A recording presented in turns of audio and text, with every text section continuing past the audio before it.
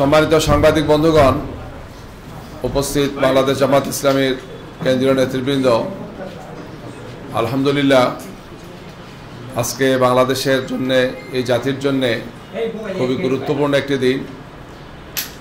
আপনারা জানেন যে গত 2024-এর 36 জুলাই বাংলাদেশে যে ভয়াবহ গণহত্যা হয়েছে, সেই গণহত্যার বিচারের জন্য অন্তর্বর্তীকালীন সরকার তারা দায়িত্ব নিয়েছিলেন।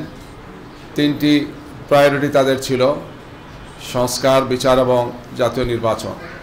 সেই বিচারের গুরুত্বপূর্ণ সেই বিচারের আজকে প্রথম রায়টি আমরা এই মুহূর্তে কিছু সময় আগে ট্রাইব্যুনাল ঘোষণা করেছেন। সেই রায়ের উপর বাংলাদেশ জামাত ইসলামীর সম্মানিত সেক্রেটারি জেনারেল এখানে উপস্থিত আছেন, নেতৃবৃন্দ এখানে উপস্থিত আছেন। আমরা আমাদের তাৎক্ষণিক প্রতিক্রিয়া ব্যক্ত করতে যাচ্ছি। এই সাংবাদিকদের উদ্দেশ্যে ব্রিফিংয়ে এখানে উপস্থিত আছেন আমাদের সংগ্রামী সেক্রেটারি জেনারেল জনাব মিয়া গোলাম পরোয়ার, উপস্থিত আছেন সংগঠনের সহকারী সেক্রেটারি জেনারেল জনাব মৌলানা এটিএম মাসুম, উপস্থিত আছেন সংগঠনের সহকারী সেক্রেটারি জেনারেল জনাব ডক্টর এইচ.এম. হামিদুর রহমান আজাদ, সাবেক এমপি, সংগঠনের সহকারী সেক্রেটারি জেনারেল জনাব আব্দুল হালিম, সংগঠনের কেন্দ্রীয় নির্বাহী পরিষদের সদস্য জনাব মোবারক হোসাইন এবং ঢাকা মহানগর উত্তরের আমির, কেন্দ্রীয় সংগঠনের নির্বাহী পরিষদের সদস্য জনাব সেলিম উদ্দিন সহ আমাদের সম্মানিত নেতৃবৃন্দ এখানে উপস্থিত আছেন।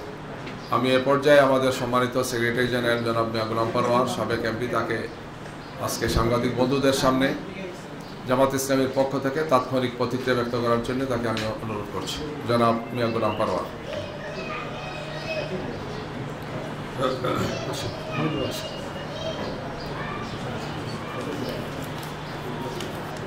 আসসালামু আলাইকুম ওয়া রাহমাতুল্লাহি ওয়া বারাকাতুহু। আলহামদুলিল্লাহি রাব্বিল আলামিন, সালাতু ওয়াসসালামু আলা সাইয়্যিদিল মুরসালিন ওয়া আলা আলিহি ওয়া সাহবিহি আজমাইন। সম্মানিত সাংবাদিক বন্ধুগণ, উপস্থিত আমাদের দুই পাশে দাঁড়ানো আপনারা লক্ষ্য করছেন সম্মানিত কেন্দ্রীয় জামাত নেতৃবৃন্দ এবং আমাদের প্রিয় দেশবাসী এবং প্রবাসে অবস্থানকারী সম্মানিত ভাই ও বোনেরা, আজকে বাংলাদেশের রাজনীতি, আইনের শাসন এবং বিচারের ইতিহাসে একটা গুরুত্বপূর্ণ দিন। 2024-এর জুলাই আগস্টের ছাত্র গণ অভ্যুত্থানের যে ঐতিহাসিক রাজনৈতিক পরিবর্তন, আমাদের প্রায় 1400 ছাত্র জনতার জীবন, প্রায় 40,000 ছাত্র জনতার আহত, ক্ষতবিক্ষত, রক্তাক্ত স্মৃতি নিয়ে যারা আজও বেঁচে আছেন, তাদের এই আত্মত্যাগের ঐতিহাসিক অবদানকে আমি শ্রদ্ধার সাথে স্মরণ করছি। গুরুত্বপূর্ণ দিন বিচারের দৃষ্টিতে এই কারণে আমরা বলছি যে দেশের 18 কোটি মানুষের যে আকাঙ্ক্ষা, যে গণ আকাঙ্ক্ষা ছিল যে ঘৃণ্য মানবতা বিরোধী অপরাধীদের বিচার এই অন্তর্বর্তীকালীন সরকারের দায়িত্ব পালনকালে দৃশ্যমান করতে হবে জাতীয় নির্বাচনের পূর্বে। এটা ছিল আমাদের অন্যতম দাবি। আংশিক হলেও আজকে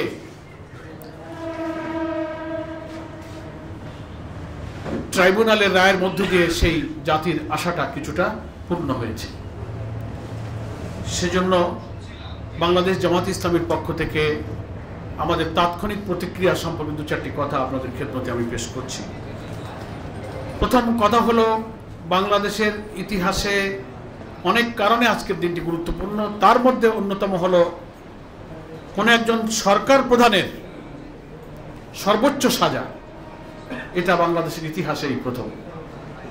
এটা স্মরণীয় হয়ে থাকবে। এবং আপনারা দেখেছেন, আমারও আজকে রায়ে দীর্ঘ সময় ধরে যে বিচারকরা রায় পড়েছেন, সেখানে ফুটে উঠেছে যে অপরাধীরা কি পরিমাণ নিষ্ঠুর, ঘৃণ্য, প্রতিহিংসামূলক অপরাধ করেছে। তাদের পত্রপত্রিকা, অডিও, ভিডিও, তাদের টেলিফোনিক কনভারসেশনের যে সমস্ত তথ্য হুবহু ট্রাইব্যুনালে প্রমাণিত হয়েছে, রায়ের মধ্যে কিন্তু কোট আনকোট সেগুলো পড়ে শোনানো হয়েছে। আমরা বিস্মিত হয়েছি, জাতি বিস্মিত হয়েছে। ফলে আমরা মনে করি এই বিচারের ব্যাপারে কোনো প্রশ্ন তোলার সুযোগ কারো নেই, কারণ বিচার স্বচ্ছ হয়েছে, নিরপেক্ষ হয়েছে, আন্তর্জাতিক মানের হয়েছে। এর আগে মানবতা বিরোধী অপরাধের নামে জামাত ইসলামীর প্রিয় নেতৃবৃন্দের ব্যাপারে যে বিচার হয়েছে ট্রাইব্যুনালে, সেই বিচার নিয়ে শুধু বাংলাদেশ নয়, সারা দুনিয়াতে এটা প্রশ্নবিদ্ধ, আন্তর্জাতিক মানের হয়নি। সে বিচারের বাদী সাজানো, এজাহার সাজানো, মামলা সাজানো, সাক্ষী সাজানো, বিচারক সাজানো, রায় সাজানো, আদালতের চত্বর থেকে সাক্ষীকে গুম করা, বিদেশ থেকে রায় লিখে দিয়ে ডিকটেট করা, স্কাইপে কেলেঙ্কারি, সেই বিচার ব্রিটিশ আদালতে এরকমই একটা বিচারের জাজমেন্ট দিতে গিয়ে সেখানে বলা হয়েছে জেনোসাইড অফ জাস্টিস। আর এই সব মিথ্যা অভিযোগে আমাদের আরেক প্রিয় ভাই, যিনি ইতিহাসের সাক্ষী হয়ে বেঁচে আছেন, আমাদের জননেতা এটিএম আজহারুল ইসলামকে অন্তর্বর্তীকালীন সরকারের এই সময় যে সরকার কোনো রাজনৈতিক পক্ষপাতিত্ব না করে অন্তত আইনের শাসন এবং নিরপেক্ষ বিচারের জন্য চেষ্টা করছে, সেখানে সর্বোচ্চ আদালতে আপিলের রিভিউতে তিনি যে রায়ের মধ্য দিয়ে বেকসুর খালাস পেয়েছেন, সেই রায়েও বলা হয়েছে যে এই সব মামলার অভিযোগের সব ভিত্তিগুলো ছিল রাজনৈতিক উদ্দেশ্য প্রণোদিত। আমরা জানি না আমাদের যে প্রিয় নেতৃবৃন্দকে আমরা হারিয়েছি, তারা যদি বেঁচে থাকতেন, ইতিহাসের এই জঘন্য মিথ্যাচার, যেটাকে জেনোসাইড অফ জাস্টিস বলা হয়েছে, বিশ্বের সবচেয়ে গণতান্ত্রিক দেশ বলে পরিচিত ব্রিটেনের আদালতে, কিন্তু আমরা তো সেই নেতৃবৃন্দকে আর ফিরে পাবো না, তাদের উপরে জুলুম করা হয়েছে। সেই বিচার ছিল ইতিহাসের শ্রেষ্ঠ মিথ্যাচার।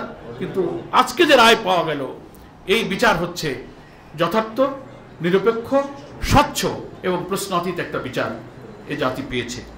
এবং এই বিচারের মধ্য দিয়ে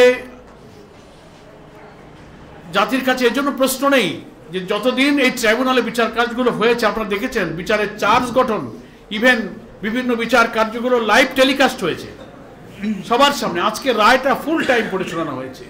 এদেশে এই ট্রাইব্যুনালের রায় তো এইভাবে কখনো ক্যামেরাতে লাইভ টেলিকাস্ট হয়ে সারা পৃথিবী দেখার সুযোগ কখনো পায়নি। একটা ট্রান্সপারেন্ট, একটা স্বচ্ছ জাজমেন্ট এই জাতি পেয়েছে। তো আমরা মনে করি সোশ্যাল মিডিয়া, গণমাধ্যমে সব কিছু প্রচার করেছে। আজকে আমরা এতটুকু মন্তব্য করব, যাদেরকে নিষ্ঠুরভাবে হত্যা করা হয়েছে, আয়না ঘরে খুন খারাপি করে, ক্রস ফায়ারে বিভিন্নভাবে শেষ করা হয়েছে, পিলখানা, শাপলা চত্বর, আরো বিচার প্রক্রিয়া তো সামনে আছে। এটা প্রথম রায় আমরা পেলাম।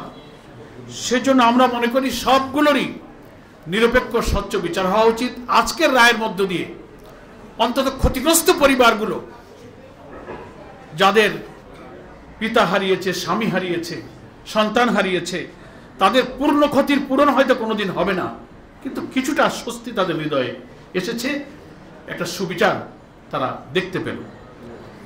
এজন্য রাষ্ট্র বা সরকার, তার কোনো প্রধান, কোনো কর্তা ব্যক্তি, রাজনৈতিক কোনো বড় নেতা যতই ক্ষমতাবান হোক, তারা যে আইন এবং বিচারের ঊর্ধ্বে নয়, এ রায়ের মধ্যে দিয়ে আজকে সেটি প্রতিষ্ঠিত হল। আমি মনে করি ভবিষ্যতে বাংলাদেশের যারা জুডিশিয়ারিতে থাকবেন, ম্যাজিস্ট্রেসিতে থাকবেন, বিচারের এই বিরাট জিম্মাদারি সৃষ্টিকর্তার পক্ষ থেকে মানুষের জীবন মৃত্যুর ফয়সালার মতো দুনিয়ার বিচারের দায়িত্ব যারা গ্রহণ করবেন, এই রায় থেকে এই বিচারকদের, প্রসিকিউশনে যারা ছিলেন, তাদের দৃঢ়তা, সাহসিকতা থেকে শিক্ষা গ্রহণ করা উচিত, যেন আমাদের দেশে আর কখনো বিচারক হোক, প্রশাসক হোক, কেউ যেন ফ্যাসিবাদী না হয়ে ওঠেন, কর্তৃত্ববাদী না হয়ে ওঠেন, অত্যাচারী না হয়ে ওঠেন। আল্লাহ রসুল সাল্লাল্লাহু আলাইহি ওয়াসাল্লাম হাদিস শরীফের মধ্যে বলেছেন যে 7 শ্রেণীর মানুষ কিয়ামতের কঠিন দিনে আল্লাহর আরশের ছায়া পাবেন, তার মধ্যে একটা শ্রেণী হলো ন্যায় বিচারক, সুলতানুল আদল বলা হয়েছে। এটা মনে থাকে না বিচারকদের। তো এটা জাতির জন্য একটা শিক্ষা হয়ে থাকবে। বিচারকে ঘিরে সারা দেশে কয়েকদিন যে নাশকতা, রায়ের ঘোষণার কথা, রায়ের দিনকে আজকে কেন্দ্র করে ককটেল নিক্ষেপ, গাড়ি পোড়ানো, বিভিন্ন জায়গায় অবরোধ সৃষ্টি করার যে সমস্ত পায়তারা করা হয়েছে, জাতি সেগুলো প্রত্যাখ্যান করেছে, জাতি সেটা গ্রহণ করেনি। তাদের সাথে এদেশের রাজনীতি আর যায় না। ফলে মৃত্যুদণ্ডপ্রাপ্ত আসামিকে, এখন তো মৃত্যুদণ্ডপ্রাপ্ত যাদের রায় হলো তারা এখন কিন্তু পলাতক। এই পলাতক মৃত্যুদণ্ডপ্রাপ্ত আসামিকে যারা আশ্রয় দিয়েছেন, আমরা মনে করি এই ঘৃণ্য অপরাধীদের পক্ষে তারা অবলম্বন করেছেন। আন্তর্জাতিক সকল আইনের তাদের পরিপন্থী।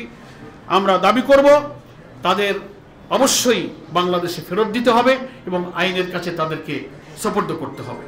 গণতন্ত্রের দাবি করলে, সৎ প্রতিবেশী সুলভ আচরণ দাবি করলে, সৌহার্দ্যপূর্ণ সম্পর্কের দাবিদার প্রতিবেশী হলে এটি হচ্ছে তার প্রথম দায়িত্ব। একজন পলাতক মৃত্যুদণ্ডপ্রাপ্ত আসামিকে আর বিলম্ব না করে তাকে আইনের কাছে সোপর্দ করা উচিত। সম্মানিত সাংবাদিক বন্ধুগণ, আমরা আর দীর্ঘ বক্তব্য আমরা দিব না। আপনাদের সকলকে ধন্যবাদ জানাই। আপনারা দীর্ঘ সময় ধরে এখানে অপেক্ষা করেছেন। এত বড় মামলার এত দীর্ঘ রায় পড়ে শোনাতে হয়তো আদালতের লম্বা সময় চলে গিয়েছে, আপনারা এখানে ওয়েট করেছেন। আমাদের অনেক নেতৃবৃন্দ এখানে আছেন। আমি আপনাদের সকলকে আবারও বাংলাদেশ জামাত ইসলামীর পক্ষ থেকে মোবারকবাদ জানিয়ে মহান আল্লাহ তাআলার প্রতি কৃতজ্ঞতা জানাই যে এই বঞ্চিত মজলুম জাতি অত্যাচারী শাসকের হাত থেকে রেহাই পেয়েছে। একটা সুবিচারের দৃশ্য অন্তত কিছুটা হলো এই জাতি দেখতে পেল। ভবিষ্যতে যেন এই বাংলাদেশের মানুষ মানবতা, মানুষত্বের একটা সভ্য সমাজ দেখেই যেন আমরা পৃথিবীতে যেতে পারি, পৃথিবী থেকে আমাদের নতুন প্রজন্মের কাছে একটা মানবিক আদর্শিক বাংলাদেশ রেখে যেতে পারি। আল্লাহর কাছে সেই সাহায্য কামনা করে আমি আজকে সংক্ষিপ্ত প্রেস ব্রিফিং এখানেই শেষ করছি। সকলকে ধন্যবাদ। আসসালামু আলাইকুম ওয়া রাহমাতুল্লাহি ওয়া বারাকাতুহু। আমরা আজকের প্রেস ব্রিফিং এর প্রশ্নোত্তরে এটার মধ্যেই যেন থাকি, অন্য কোনো পলিটিক্যাল দিকে না যাই। আপনাদের বক্তব্য কি? আর জামাত ইসলাম যদি ক্ষমতায় যায়, প্রতিবেশী এই দেশের সাথে এই ইস্যুতে সম্পর্কের অবস্থাটা